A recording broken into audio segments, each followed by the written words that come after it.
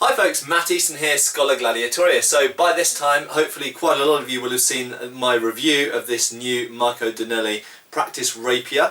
It is very closely modelled on an original in the Wallace collection, and the point that I really want to make in this video is that a lot of people out there, when you say rapier, they think of something along the lines of a modern fencing foil or fencing épée. And that is a very, very different thing, as I've said in previous videos, a very, very different thing to an actual rapier. A rapier is not in general a light sword. They are big swords. This has a 41-inch blade. Rapiers sometimes go up to 45, 46 and above length inches in blade. They are big swords, and not only that, because they are big and because they are designed to be used against a variety of other weapons, they might be used against backswords and falchions and sabres and even long swords and pole weapons like partisans. Because they have to deal with that kind of context, that kind of environment, they have to have a certain amount of mass to them. Now, that's not to say that there weren't some lighter rapiers. There were, in the later 17th century there were some very much dueling centric rapiers. If we look particularly at certain Spanish cup hilts, some of them with very, very thin and light blades on them, but the majority of rapiers in the second half of the 16th century and the first half of the 17th century, so roughly we're talking about 1550 to 1650, they are very often large swords. And to put that into context, this rapier is the same weight as the one in the Wallace collection, and it weighs 1300, that is 1,300 grams, 1.3 kilograms. To put that into context, this medieval arming sword, which is the Albion Poitiers, weighs 1.2 kilograms. That's right, the rapier is heavier, but look, it's a lot longer. It's a similar amount of steel squished into a different shape, quite fundamentally.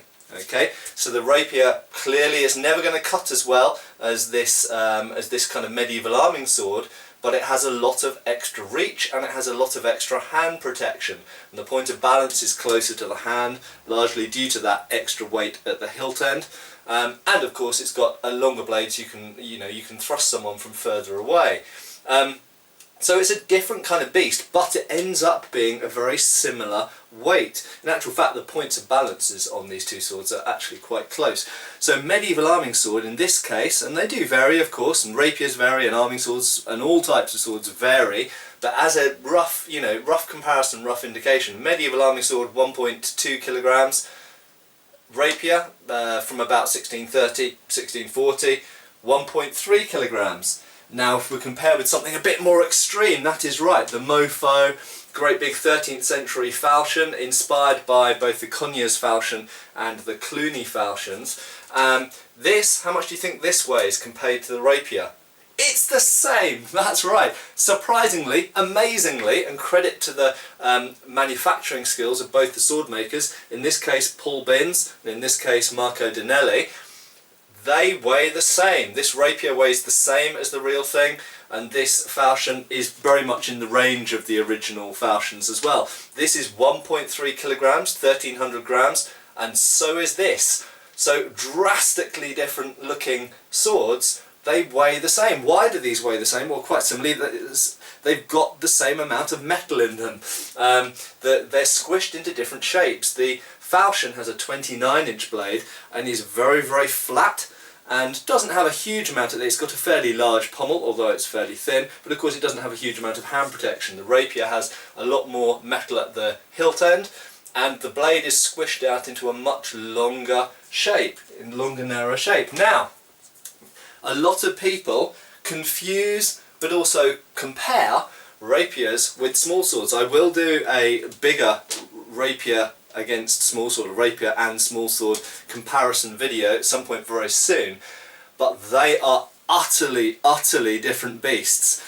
This, as we've seen, is a 1.3 kilogram essentially all-round fighting sword. It could be used in self-defense, it could be used in a duel, it could be used in the battlefield on horse or on foot, and it could oppose long swords, back swords, falchions and pole weapons. The small sword is a really specialised duelling weapon. Now, this is a Kolishmad small sword, as many people have pointed out when you've seen it on my wall in previous videos, So this is an attempt to go back to something that's maybe useful against other weapons. It's not just a dueling centric smallsword. However, how much do you think the smallsword weighs compared to the rapier? Let's just have a look at the blade length. The smallsword blade length is incidentally about 30 inches. The rapier is over 40 inches, so there's a huge difference in the blade length. Additionally, the smallsword has a far smaller and less protective hilt, and of course the smallsword blade is triangular, hologram triangular section, so it's a very light cross section. Well, let's think about this. The arming sword was 1.2 kilograms. The rapier is 1.3 kilograms, as is the falchion, which is also 1.3 kilograms. How much does the smallsword weigh? 350 grams, 0.35 of a kilogram. Okay, this small sword is so different. It is utterly different, certainly to this rapier and indeed to most rapiers, unless you're really looking at what we would call transitional period, late period rapiers, which are becoming the early small swords.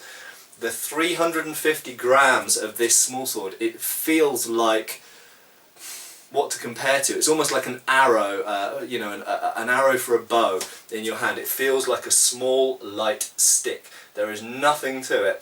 It feels like a fencing foil. It's lighter than an épée. It's lighter than a modern fencing sabre. There's just nothing to it. It's so light.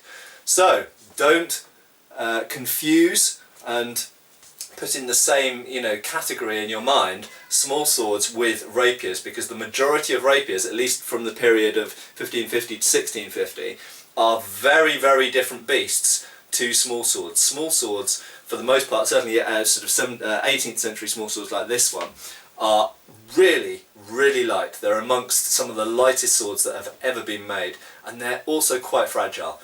Massively different to a rapier. Cheers, folks! Thank you for watching. Please subscribe, follow us on Facebook. You can buy t-shirts through Spreadshirt, support us on Patreon, or follow us on Pinterest. Thank you.